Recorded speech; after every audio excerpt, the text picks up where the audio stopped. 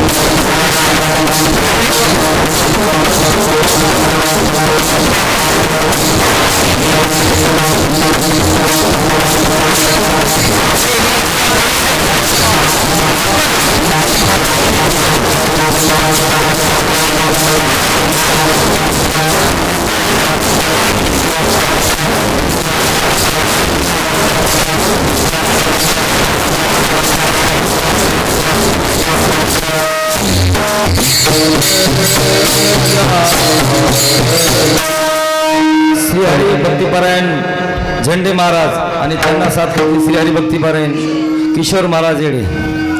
फुलं वाटून घ्या हे नंतर वाटण्यापेक्षा इथे ना शूटिंग चालू हे फुलं हो.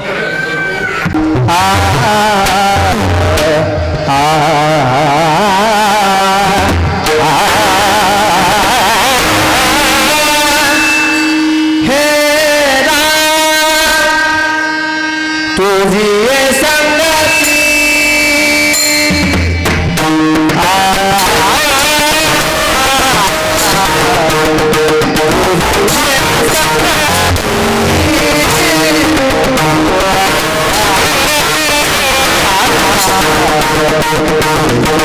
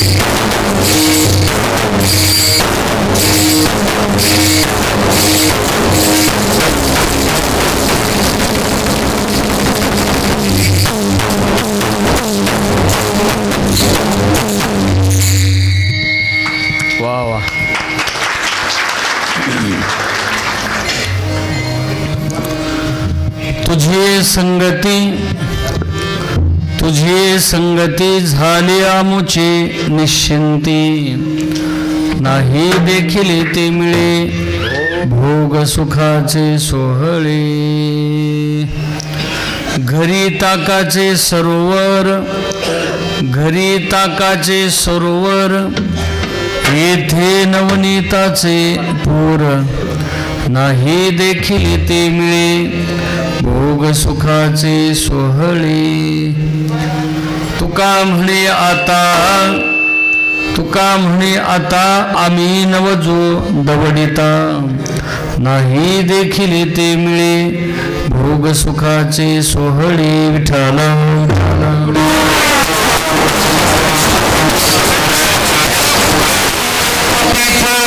भीमरत्यं वरं पुंडरीकाय दातुमुनीन्द्रहि, समागत्य तिष्ठन्तमानन्दकन्दं परब्रह्मलिङ्गं भजे पाण्डुरङ्गं. पांडुरंगा करो प्रथमला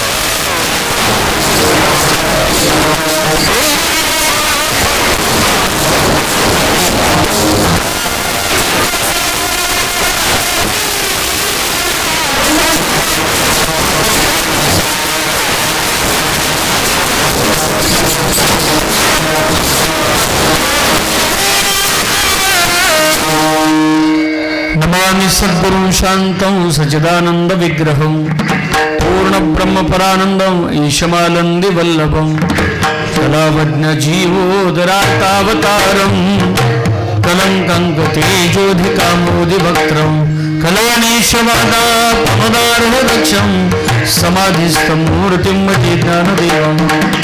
नमो सद्गुरु तुकया ज्ञानदीपा, नमो सद्गुरु सच्चिदानंद रूपा, नमो सद्गुरु भक्त कल्याण मूर्ती, नमो सद्गुरु भास्करा पूर्ण कीर्ती. काय माझी वाणी मानेल संतांशी, रंजो चित्ताशी आपुलिया, माझी वाणी तुझे वर्णी गुणनाम, ऐसे दे प्रेम काही कळा. निर्गुण गंगेच्या तटी असे एक पुण्यग्राम, भूमी संतांची प्रसिद्ध आहे निनगुर नाम. असे समाधी तेथे भक्तीचा जिव्हाळा, नमस्कार माझा सद्गुरु स्वामी दयाळा. मस्तक माझे पायावरी वार करे, तुझी संगती झाली आमुचे निश्चिंती, नाही देखील ते मिळे भोग सुखाचे सोहळे.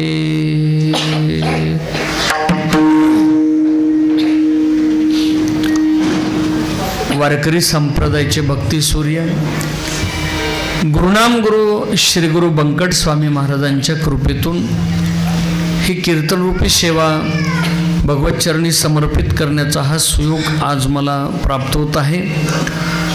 कीर्तनाच्या संबंधाने निवडलेला जो अभंग आहे तो महान भगवत भक्त महाराष्ट्रभूषण वैराग्याचे मूर्तिमंत पुतळे जगद्गुरु संत श्रेष्ठ श्री तुकाराम महाराज यांचा प्रत्यक्षात देवाची संगती केल्यानंतर गोपाळांना कोणता फायदा झाला याचं चिंतन करणारा 4 चरणाचा अभंग आहे. विठ्ठला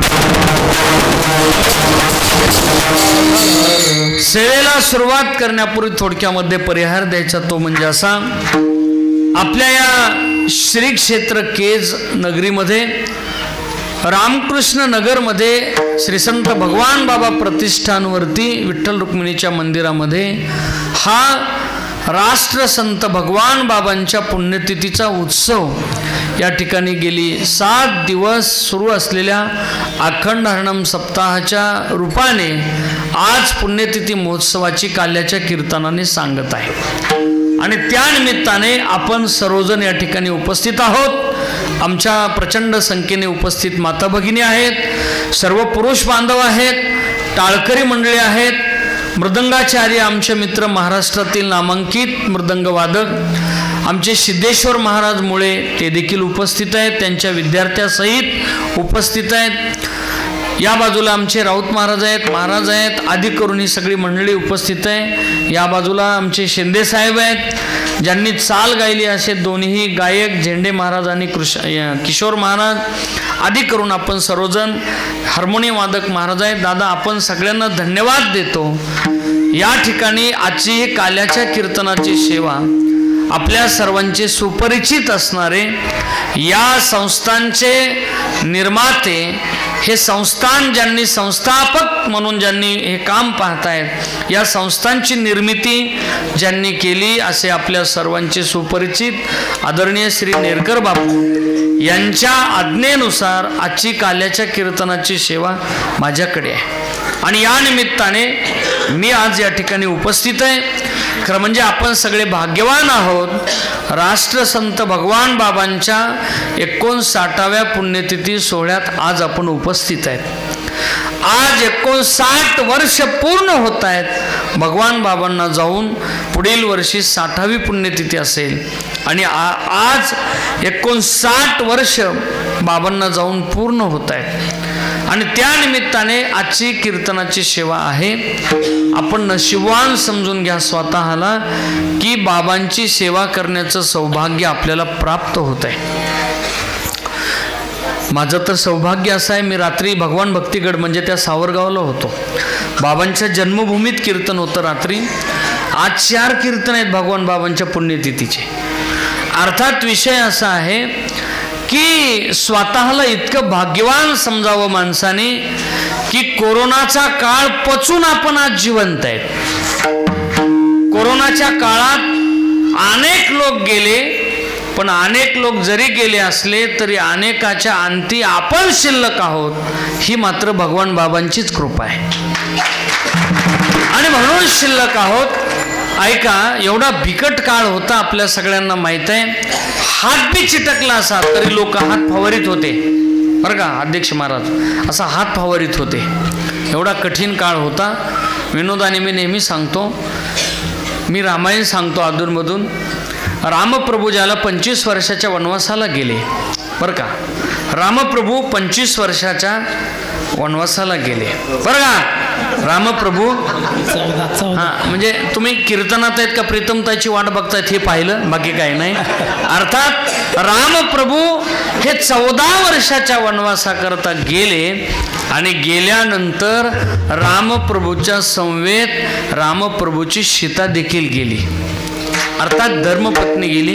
आपल्या सगळ्यांना माहित आहे, ज्याला रामप्रभू म्हणत होते, अगं सीते 14 वर्ष आत्ता पूर्ण होतील, चिंता करू नकोस, आत्ता मी पूर्ण करून येतो, 14 वर्षाचा वनवास मी आत्ता समाप्त करतो, तू माझ्यासोबत येऊ नकोस। तुला कैकेयी मातेने वनवास सांगितलेला नाही, तर वनवास फक्त मला एकट्याला सांगितलाय।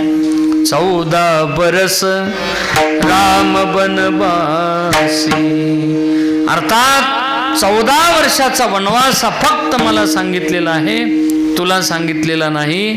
त्यावेळेला ती जानकी म्हटली, प्रभू तुम्हाला माहित नाही मी कुणाची मुलगी आहे। ऐकताना माझ्या ताईंनो तुम्ही, हो ऐकताय ना आपण, जानकी म्हणते, प्रभू ओ स्वामी तुम्हाला माहित आहे का मी कुणाची मुलगी आहे? मी एका त्यागी पुरुषाची, एका महात्म्याची मुलगी आहे, मी जनकाची कन्या आहे। माझे बाबा उद्या मला म्हणतील, जानकी 14 वर्ष तुझं सौभाग्य संकटात होतं, 14 वर्ष तुझे मालक वनवासात होते आणि तुझे मालक वनवासात असताना तू जर अयोध्येत राहत असशील तर आजपासून जानकी तू जनकाची मुलगी आहे असं म्हणायचं नाही। उद्या माझे बाबा मला असं म्हणू नयेत म्हणून मी तुमच्यासोबत येणार म्हणजे येणार. राजे स्वामी, तुम्ही अयोध्येचा निरोप मागू शकता, तुम्ही दशरथांचा निरोप मागू शकता, तुम्ही कौशल्या मातेचा निरोप मागू शकता, तुम्ही प्रजेचा निरोप मागू शकता, पण निरोप कसला माझा घेता, निरोप कसला माझा घेता, जेथे राघव तेथे सीता. जिथे तुम्ही आहात ना तिथे मी असणार आहे असं जानकी म्हटली होती. पण कीर्तनात बसलेल्या सगळ्या रामायला विचारा, राम आमचा 14 दिवस दवाखान्यातून सुटून आला, क्वारंटाईन झाला. माहिती आहे ना तुम्हाला, राम आमचा क्वारंटाईन झाला जिल्हा परिषदेच्या शाळेत, झाडाखाली दादा तो क्वारंटाईन झाला. ही सीता ही पुढे बसलेली, ही सीता आहे ना रामाच्या जवळ चपात्या घेऊन जायची आणि रामाकडे बघून खरं आहे का खोटं आहे हे सगळं. रामाच्या जवळ 14 दिवस सीता गेली नाही आणि ही सीता 14 वर्षे सोबत होती. आणि तरी आमची घरची सीता म्हणते तो यावलंय मा प्रेम आहे, मुस्काडीतच हा नाव विठाला.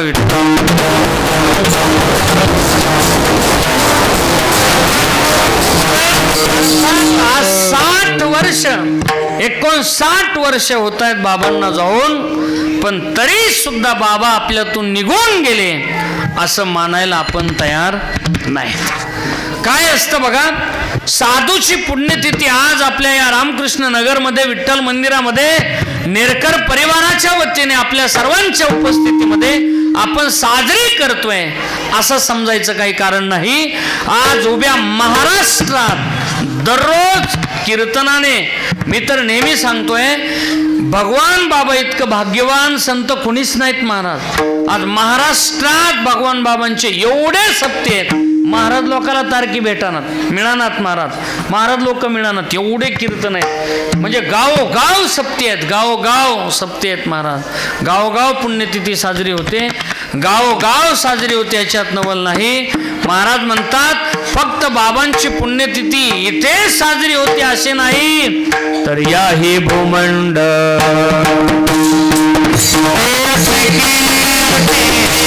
याही भूमंड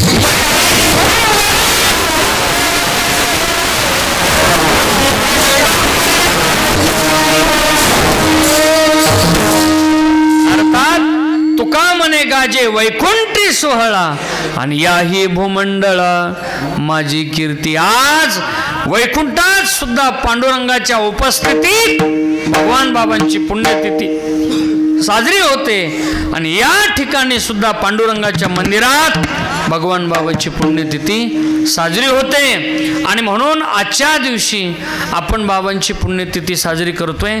अभंग म्हणूया, 12 वाजलेत बरोबर फुलं टाकूया आणि पुढे चलूया. श्री संतांचे माता चरण, श्री संतांचे माता चरणावरी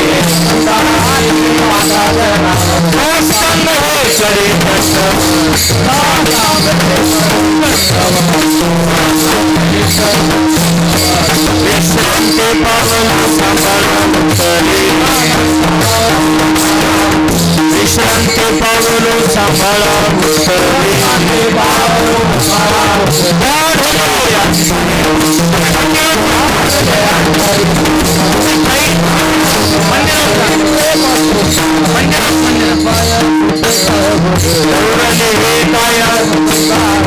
गौरली हे काया कृपेच्या पुरस्कार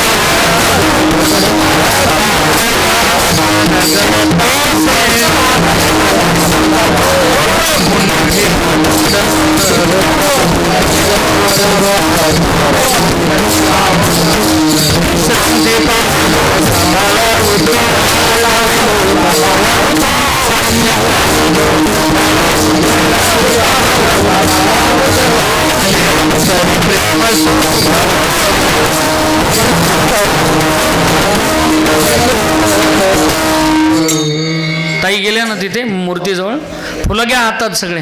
पुंडली कबरदा हरी विठ्ठल श्री ज्ञानदेव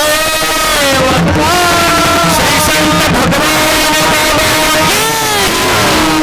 भगवान बाबा जे भगवान बाबा पंकज स्वामी जे भगवान बाबा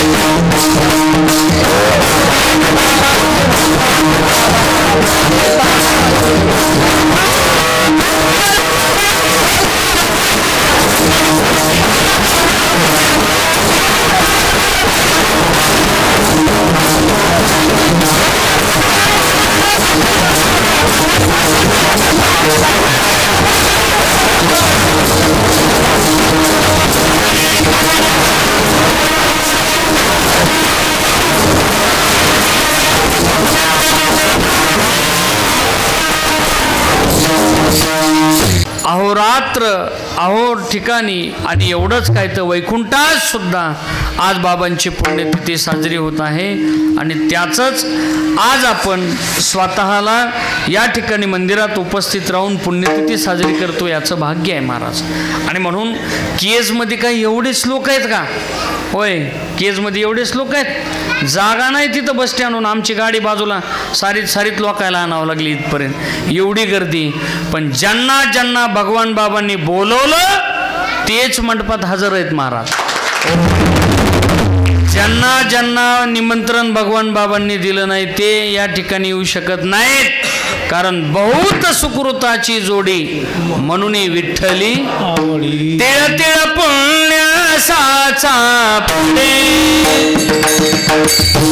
तरीही बहुता जन्मी जोडी. आपल्याला एकला थांबायचंय. अर्थात अनंत जन्माचे सुकृत पदरी त्याचे मुखे हरी पैठाव.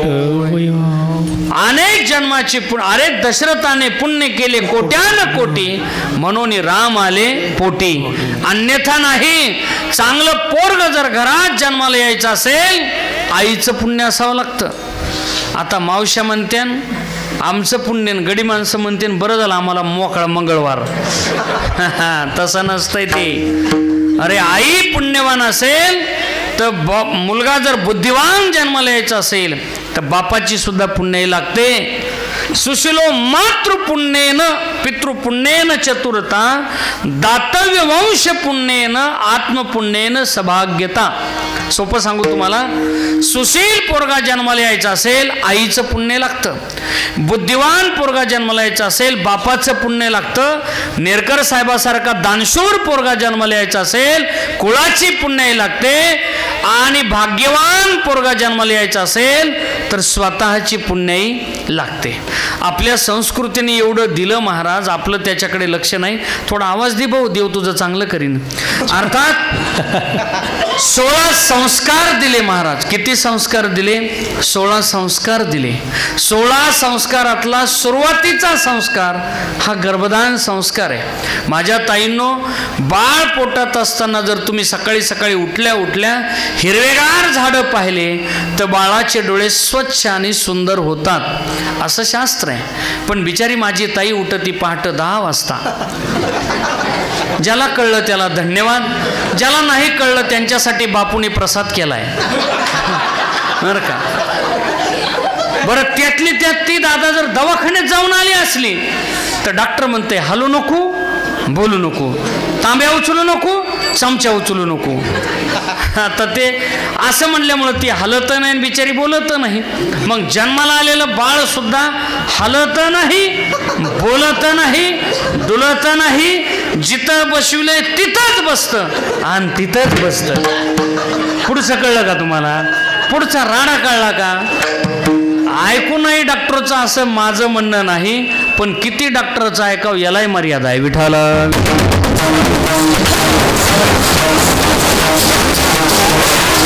आता सुशील पोरगा जन्माला यायचा असेल, आई पुण्यवान असावी लागते.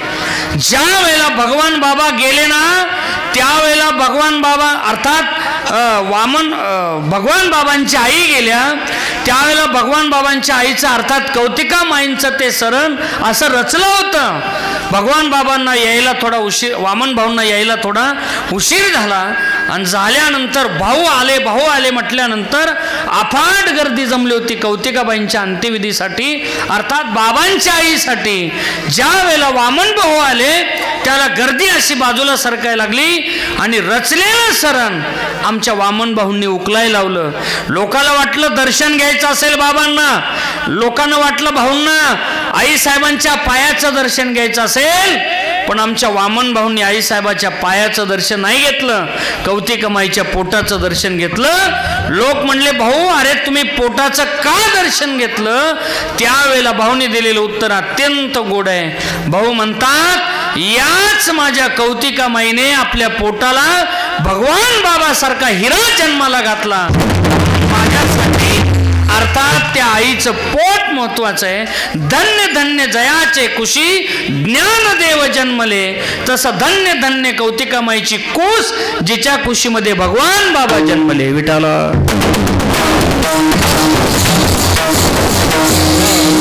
आई पुण्यवान असेल तर मुलगा सुद्धा सुशील जन्माला येतो, बाप पुण्यवान असेल तर पोरग बुद्धिवान जन्माला येतं.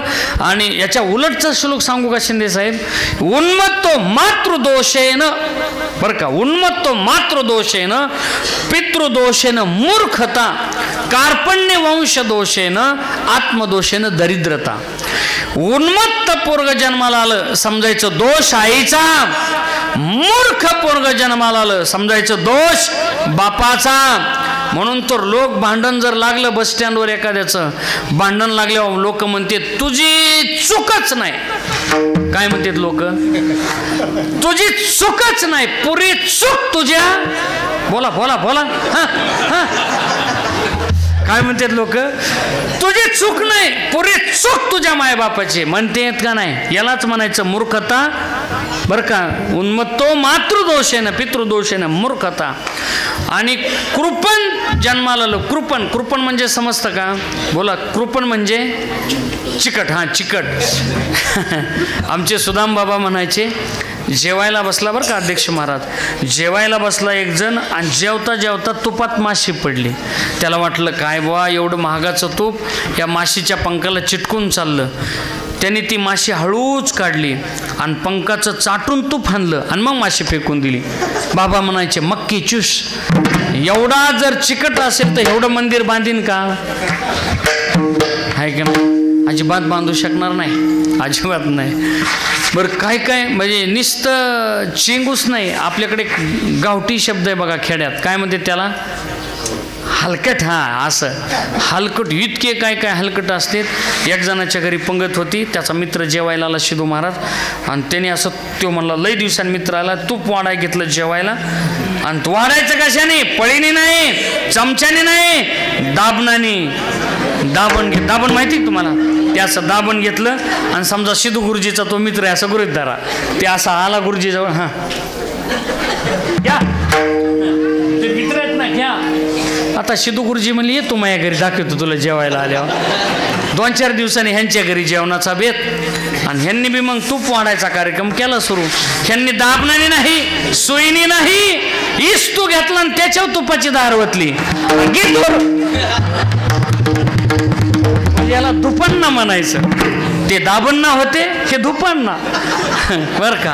मग असे असतील तर सप्ताह होईल का? नाही नाही नाही नाही, अजिबात होऊ शकणार. असं जर इतकं चिकट असलं ना गुरुजी पोरग, समजायचं याच्या वंशाची पुण्य आहे. म्हणून सप्तेची पटी मागाय जर लोक असे गेले राऊत महाराज, तर लोक म्हणतानाच काय म्हणतात माहिती का, अरे त्याच्या घरी नका जाऊ, चला पुढं.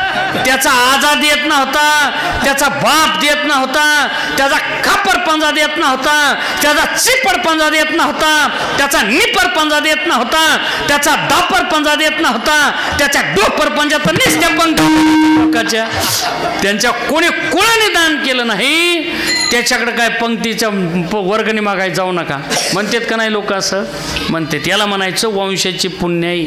आणि कर्म दरिद्री जन्माला आलं समजा, अख्खं गाव त्याला वर्गणी करून मदत करते, तरी बी खड्डाच पाडिते, समजायचं स्वतःची पुण्याई. विठाला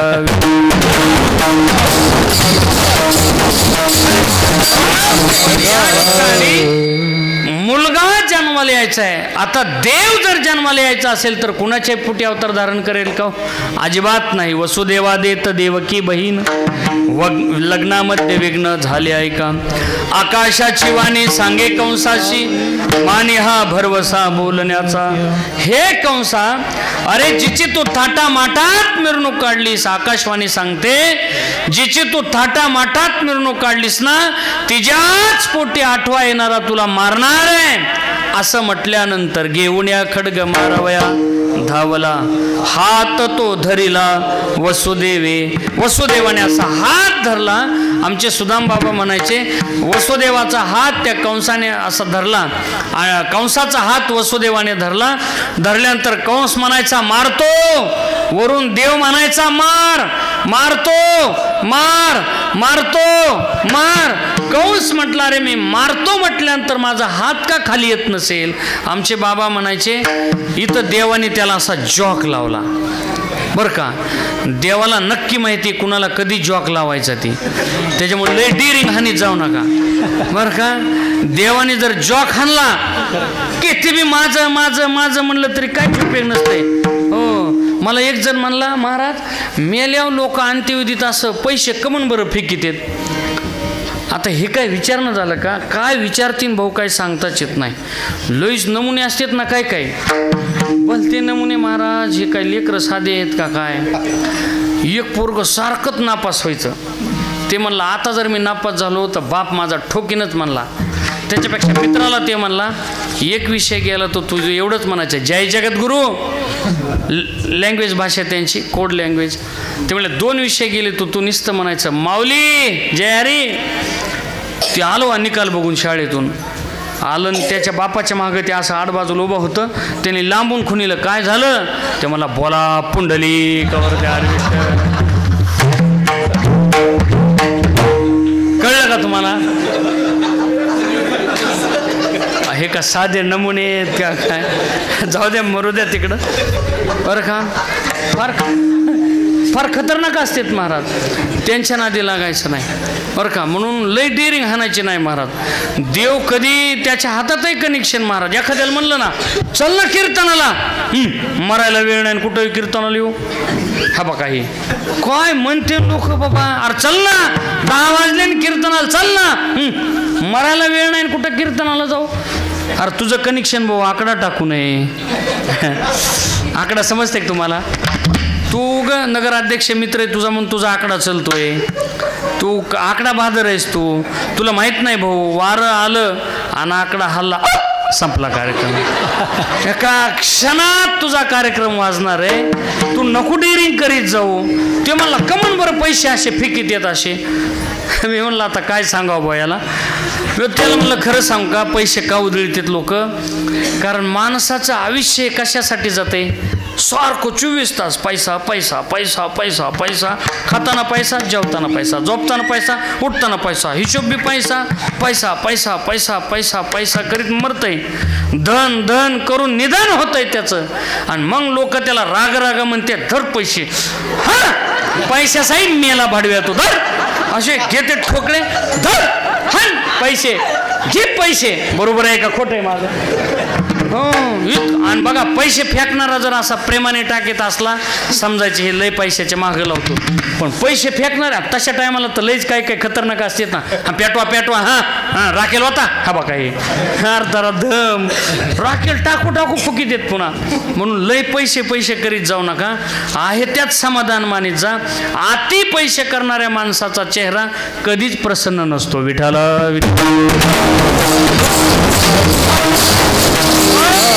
अर्थात खाली हातच त्याचा येत नव्हता. तो म्हणायचा मारतो. कंस म्हटला अरे मी मारतो म्हटल्यानंतर मार म्हणणारा तू कोण? देव म्हटला जिच्या पोटी 8वा जन्माने येणार आहे ना तोच पठ्ठ्या मी बोलतो.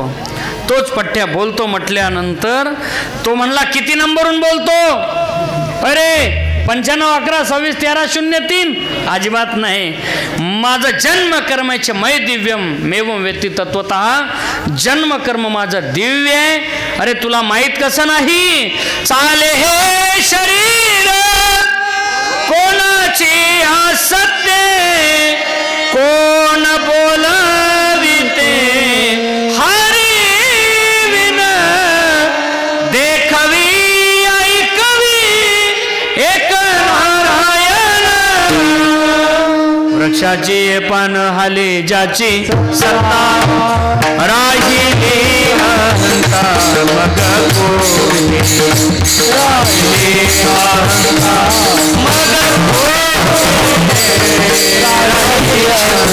मग पान हाले ज्याची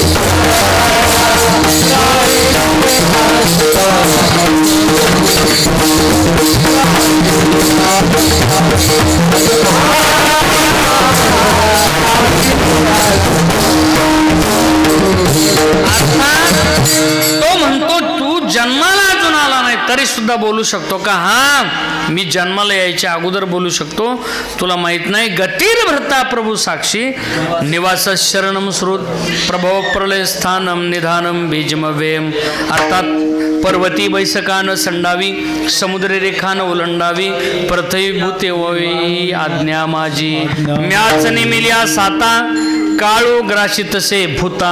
अर्थात तुला माहित नाही सगळं जे चालतंय ना ते माझ्या सत्तेशिवाय चालू शकत नाही. मग ठेवा बंदीखाने दूता सांगे. बंदीखान्यात ठेवलं आणि ठेवल्यानंतर मग आता पहिलाच मुलगा जन्माला आला. महाराज नेम असा होता जन्माला आलेला मुलगा मी तुझ्या ताब्यात आणून देईल. वसुदेवाने वचन दिलं होतं.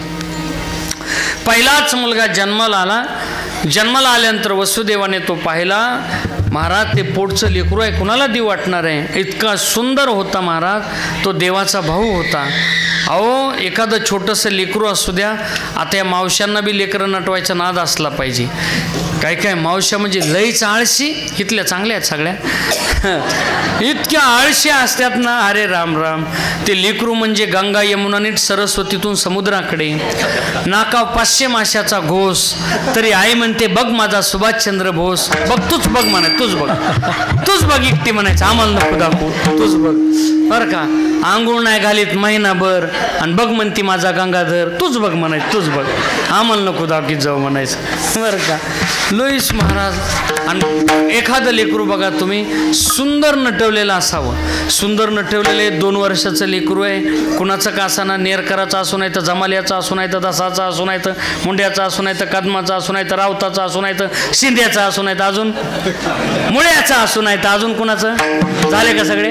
येड्याचं असू नाही तर डोल्याचं असू नाही तर अजून कुणाचं जेंड्याचं असू नाही तर अजून कुणाचंही असो महाराज. जर ते लेकरू असं नटवलेलं असलं आणि सुंदर आहे असं नटवलेलं बरं ते दिसायला गोरं गोरं पान आहे फुलासारखं छान आहे. नाकळी उंटास आहेत गब्दुलच्या गब्दुल घाल आहेत. खाजा कारंजासारखे गुलाबाच्या पाकळीसारखे ओठ पानेदार डोळे कंकणाकृती भोया नक्षीदार नाक कुरळे कुरळे केस अंगामध्ये जॉकेट आहे गळ्यामध्ये लॉकेट आहे पायामध्ये बूट आहे त्याचा हे पिकट आहे. फार सुंदर दिसत होतं ते महाराज. हो इतकं सुंदर. आणि ते असं लेकरू समजा तिकून इकडं आलं कुणाचंही असू द्या महाराज ते इकडं आलं विरोधकाचं बी असू द्या दादा विरोधकाचं बी असलं तर ते काय म्हणते माहिती त्या लेकराचा गाल ओढून तुझ्या तर बापाने नाहीच मला मतदान केलं बरं का. तरी बी म्हणजे त्याला मुह आवरत नाही, पण ते गाल ओढितय, लईच प्रेम उत्पन्न, त्याचा मुका घेतय.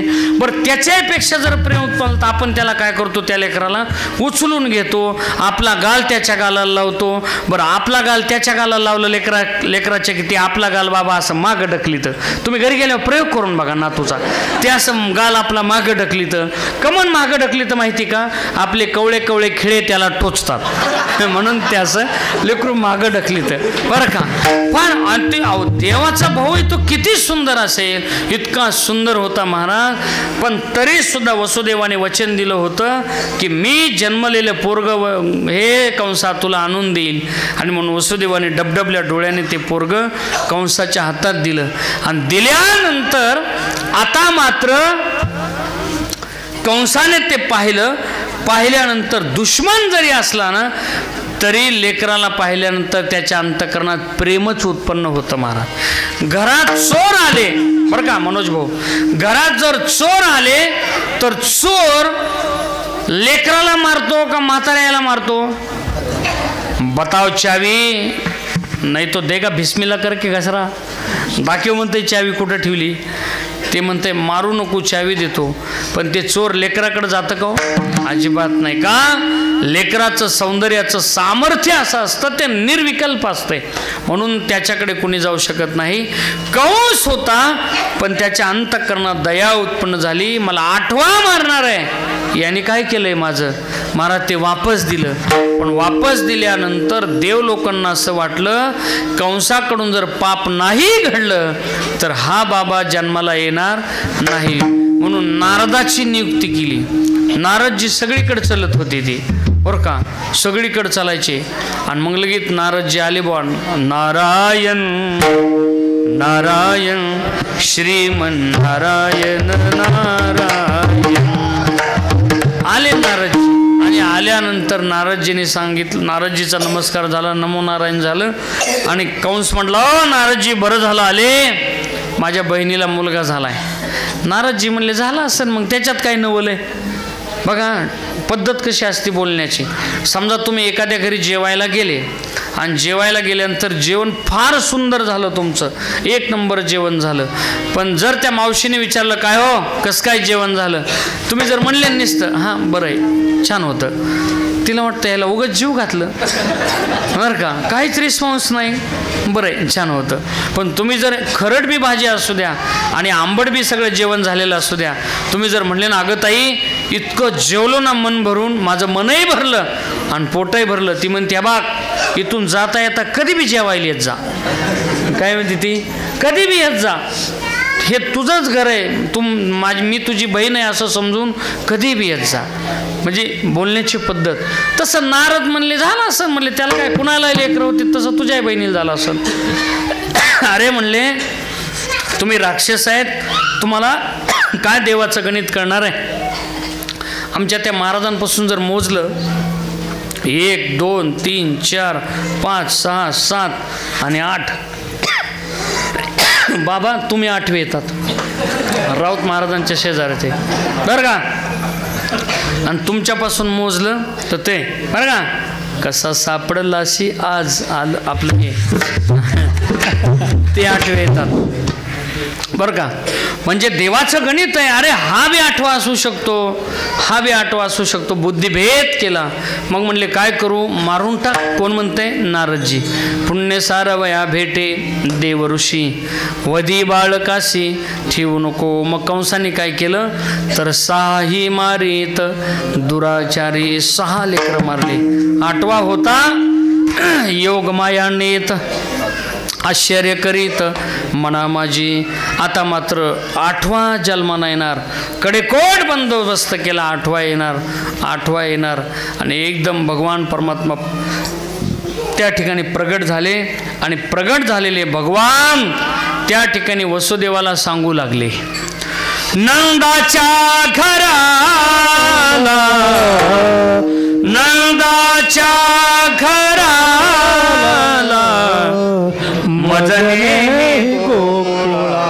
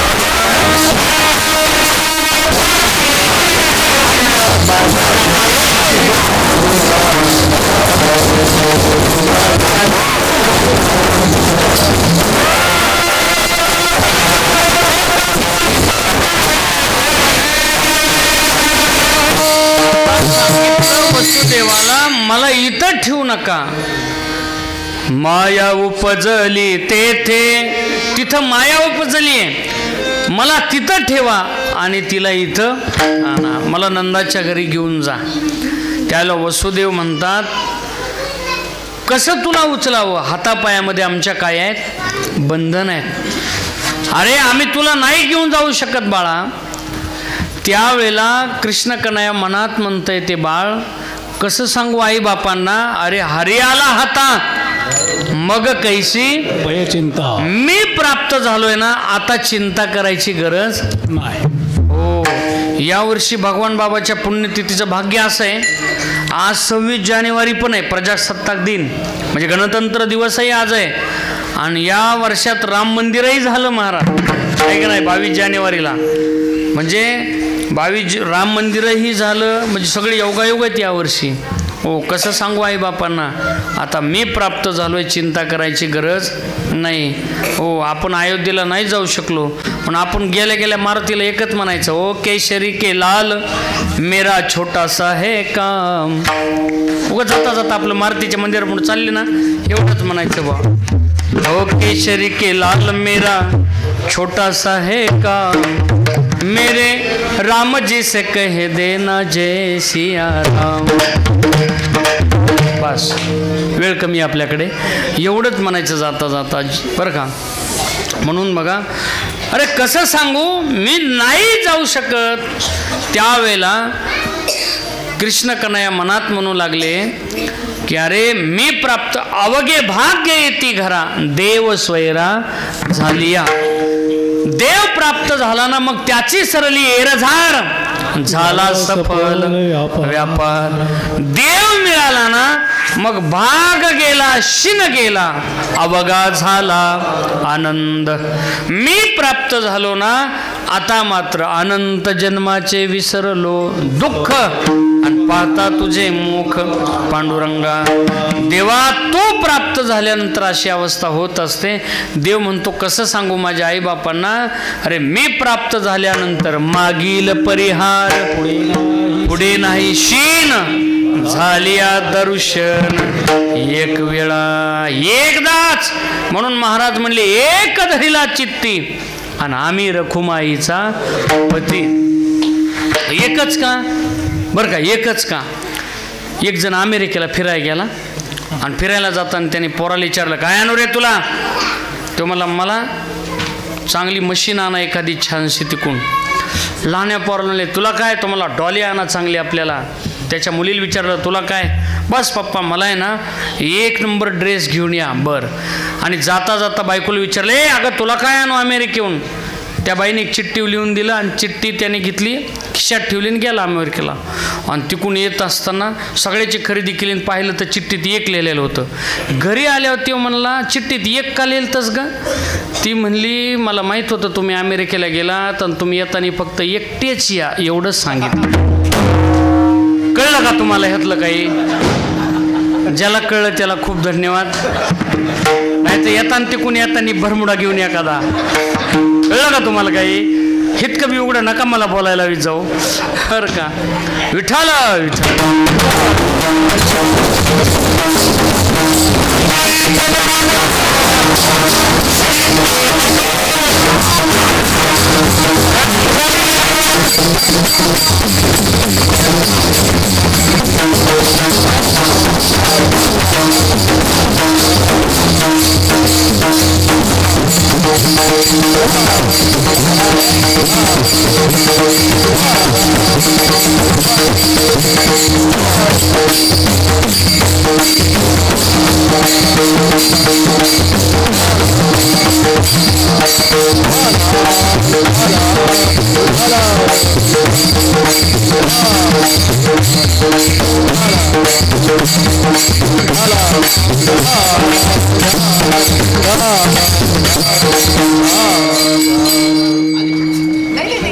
बस बस बापू या. खुर्ची द्या असेल तर. आज आपल्या या सप्ताहामध्ये भेट देण्यासाठी आपल्या जिल्ह्याचे लाडके खासदार आदरणीय डॉक्टर प्रीतमताई यांची उपस्थिती आहे आणि त्याचबरोबर आपले लोकप्रिय आमदार आदरणीय नमिताताई यांची उपस्थिती आहे. एकदा जोरदार टाळ्या.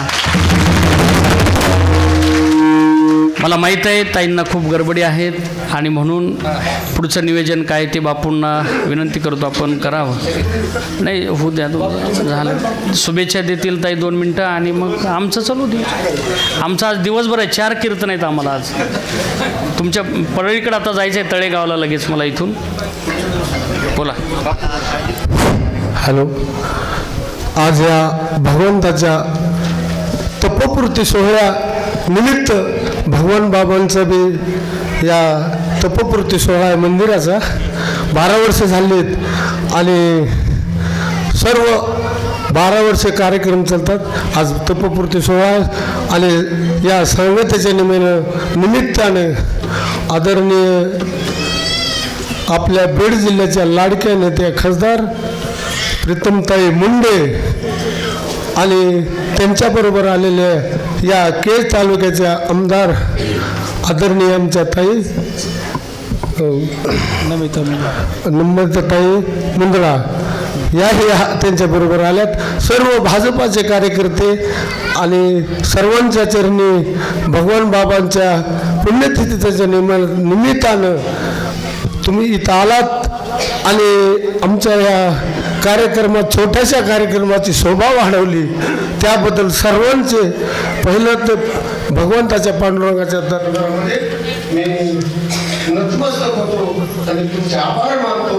आता काहींना गडबड असल्यामुळे त्याचं ताबडतोब सत्कार होईल आणि सत्कार झाल्याच्या नंतर काही 2 मिनिट बोलतात आणि लगेच त्यांच्या पुढच्या कार्यक्रमाला जातात. तरी निवांत पुढे कार्यक्रम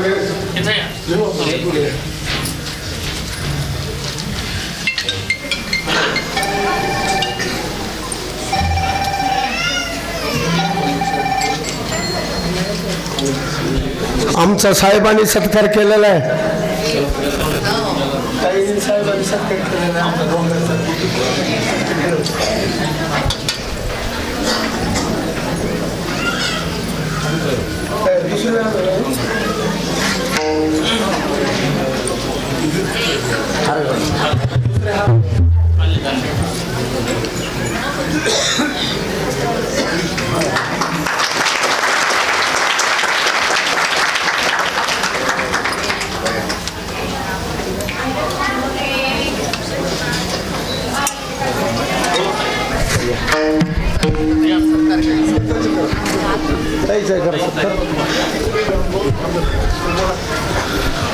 आदरणीय आमच्या तालुक्याच्या आमदार नम्रताताई मुंदडा यांचाही सत्कार होत आहे.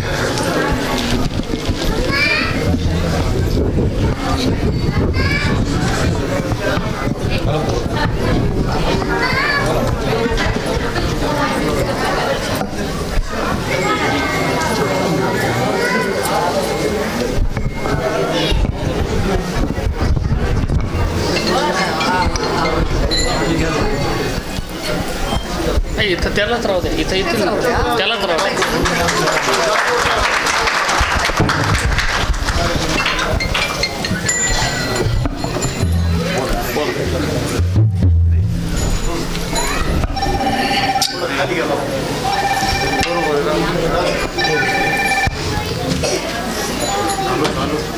भगवान बाबांच्या पुण्यतिथीनिमित्त आणि आज या मंदिराच्या तपपूर्तीनिमित्त आयोजित या कार्यक्रमामध्ये आपण सर्व कीर्तनाचा आनंद घेत असताना आम्ही येऊन मध्ये व्यत्यय आणलेला आहे.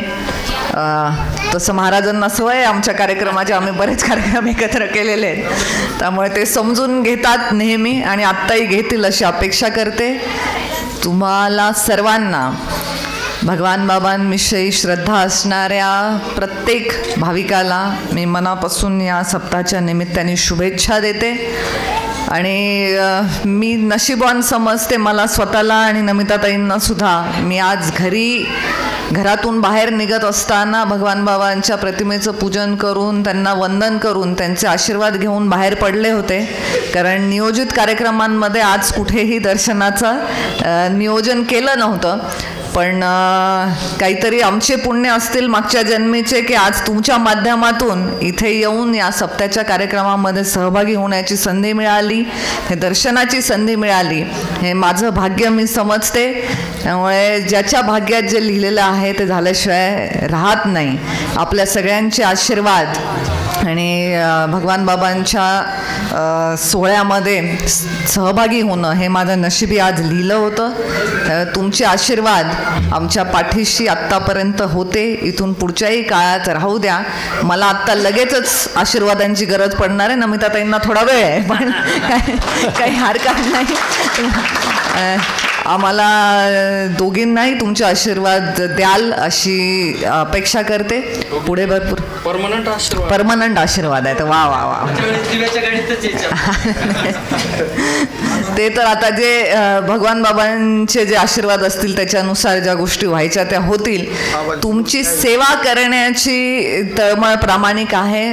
गेल्या 9.5 वर्षात ते केलेलं आहे. पुढचे पण तुमच्या आशीर्वादाने तुम्ही संधी दिलीत तर पुढचे अनेक वर्ष तुमची सेवा, जोपर्यंत आम्हाला आमच्या श्वासात श्वास आहे तोपर्यंत मुंडे साहेबांच्या संस्कारामध्ये काम करत असताना आपल्या माध्यमातून गरजवंताला, वंचिताला, उपेक्षिताला न्याय मिळावा ही भगवान बाबांची शिकवण आणि मुंडे साहेबांचे संस्कार पुढे घेऊन जातोय. ह्या आमच्या वाटचालीमध्ये आपल्या सगळ्यांचे आशीर्वाद असेच अखंड आमच्यासोबत राहू द्या एवढीच विनंती या निमित्ताने करते. छान मोठ्या संख्येने इथे सगळ्या माझ्या मायमाऊल्या उपस्थित आहेत. खूप वेळ त्यांच्याशी संवाद करायला आम्हाला निश्चित आवडलं असतं, पण थोडी गडबड आहे आज नियोजित कार्यक्रमाची, त्यामुळे तुमची सगळ्यांची आता इथेच रजा घेते. धन्यवाद. जय हिंद, जय महाराष्ट्र.